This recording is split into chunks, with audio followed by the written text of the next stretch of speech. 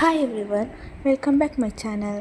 ಎಲ್ಲ ಹೇಗಿದ್ದೀರಾ? ಈ ವಿಡಿಯೋ ಫಸ್ಟ್ ಟೈಮ್ ಯಾರೆಲ್ಲ ನೋಡ್ತಾ ಇದ್ದೀರಾ ಸಬ್ಸ್ಕ್ರೈಬ್ ಮಾಡ್ಕೊಳ್ಳಿ ಅಂತ ಹೇಳ್ತಾ ಈ ವಿಡಿಯೋ ಶುರು ಮಾಡ್ತಾ ಇದ್ದೀನಿ.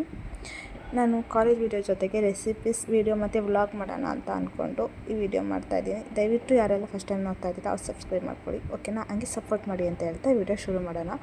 ನಾನಿಲ್ಲಿ ಇವತ್ತು ದೊಡ್ಡಪತ್ರೆಯಿಂದ ಬಜ್ಜಿ ಮಾಡ್ತಾಯಿದ್ದೀನಿ. ತುಂಬ ಸಿಂಪಲ್ ಆ್ಯಂಡ್ ಟೇಸ್ಟಿ ಕೂಡ ಇರುತ್ತೆ. ದೊಡ್ಡಪತ್ರೆ ಯಾರಿಗೆಲ್ಲ ಗೊತ್ತಿರಲ್ಲ, ಮೈಲ್ ಅಲರ್ಜೀಸ್ ಆದಾಗ ಅದನ್ನ ನಾವು ತಿಂತೇವೆ.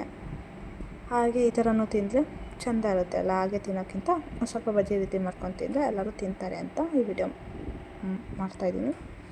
ಮೊದಲಿಗೆ ನಮ್ಮ ಪಾತ್ರೆಗೆ ಕಡಲೆ ಹಿಟ್ಟು, ಅಕ್ಕಿ ಹಿಟ್ಟು, ಅಚ್ಕಾರದ ಪುಡಿ, ರುಚಿಗೆ ತಕ್ಕಷ್ಟು ಉಪ್ಪು, ಒಂದು ಚಿಟಕಿ ಸೋಡಾ ಇಷ್ಟು ಹಾಕ್ಕೊಂಡು ಚೆಂದ ಮಿಕ್ಸ್ ಮಾಡಿಕೊಂಡು ಅದಕ್ಕೆ ಒಂದು ಸ್ವಲ್ಪ ನೀರನ್ನ ಆ್ಯಡ್ ಮಾಡ್ಕೊಂಡು ಚೆಂದ ಈ ಥರ ಒಂದ್ಸಲ ಕಳಿಸ್ಕೊಳ್ಳಿ. ನೀಟಾಗಿ ಬ್ಯಾಟ್ರಿ ರೀತಿ ಆಗಬೇಕು, ಓಕೆನಾ? ಈ ಥರ ನಾವು ದೊಡ್ಡಪತ್ರೆನ ಈ ಕಡೆ ನಾನು ನೀಟಾಗಿ ವಾಶ್ ಮಾಡಿಕೊಂಡು ಒಂದು ಚೆನ್ನಾಗಿರೋ ಬಟ್ಟೆಯಲ್ಲಿ ನೀಟಾಗಿ ಒರೆಸಿ ಇಟ್ಕೊಂಡಿದ್ದೀನಿ.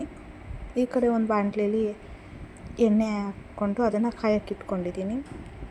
ಅದು ಕಾಯ್ತಿದ್ದಂಗೆ ಇದನ್ನ ಒಂದೊಂದಾಗಿ ಬಿಡಬೇಕು, ಸರಿನಾ? ಒಬ್ಬೊಬ್ಬರು ಆಯಿಲ್ ಜಾಸ್ತಿ ತಿಂದರೆ ಇದಾಗುತ್ತೆ ಅಂತಾರೆ, ಹೌದು. ಬಟ್ ಆಯುರ್ವೇದಿಕ್ಕಿಂದ ನಾವು ನೋಡೋದಾದರೆ ದೊಡ್ಡಪತ್ರೆ ತಿನ್ನೋದ್ರಿಂದ ನಮ್ಮ ದೇಹಕ್ಕೆ ಒಳ್ಳೆಯದು. ಯಾಕಂದರೆ ನಮ್ಮ ದೇಹದಲ್ಲಿ ಈಗ ಒಂದು ಚರ್ಮದಲ್ಲಿ ಅಲರ್ಜೀಸ್ ಆಗಿರುತ್ತೆ, ಅದಕ್ಕೆಲ್ಲ ನಾವು ಹಾಗೇ ಒಂದು ಸ್ವಲ್ಪ ಅದಕ್ಕೆ ಚಿಟಿಕೆ ಉಪ್ಪು ಹಾಕ್ಕೊಂಡು ಹಾಗೆ ಅದು ರಸ ಕುಡಿದು ಅದನ್ನು ತಿಂದರೆ ಅಲರ್ಜೀಸ್ ಎಲ್ಲ ಕಮ್ಮಿ ಆಗುತ್ತೆ ಅಂತ ಹೇಳ್ತಾರೆ. ನಾನು ಒಂದು ಸ್ವಲ್ಪ ಡಿಫ್ರೆಂಟ್ ಆಗಿರಲಿ ಅಂತ ಬಜ್ಜಿ ಮಾಡ್ತಾಯಿದ್ದೀನಿ ಈ ರೀತಿ. ನಿಮಗೂ ಇಷ್ಟ ಆದಲ್ಲಿ ಲೈಕ್ ಆ್ಯಂಡ್ ಶೇರ್ ಮಾಡಿ ಆ್ಯಂಡ್ ಸಬ್ಸ್ಕ್ರೈಬ್ ಮಾಡೋದಂತೂ ಮರೀಲೇಬೇಡಿ, ಓಕೆನಾ?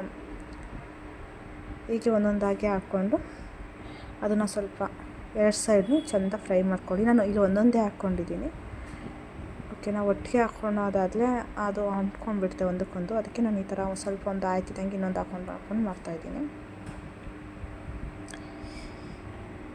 ನೋಡಿ, ಈ ಥರ ಎಲ್ಲ ಅದೇ ಥರ ಮಾಡ್ಕೊಂಡಿದ್ದೀನಿ. ಈ ವಿಡಿಯೋ ಇಷ್ಟದಲ್ಲಿ ಪ್ಲೀಸ್ ಸಬ್ಸ್ಕ್ರೈಬ್ ಮಾಡಿ, ಲೈಕ್ ಮಾಡಿ, ಶೇರ್ ಮಾಡಿ ಅಂತ ಹೇಳ್ತಾ ಈ ವಿಡಿಯೋನ ಇಲ್ಲಿ ಎಂಡ್ ಮಾಡ್ತಾಯಿದ್ದೀನಿ.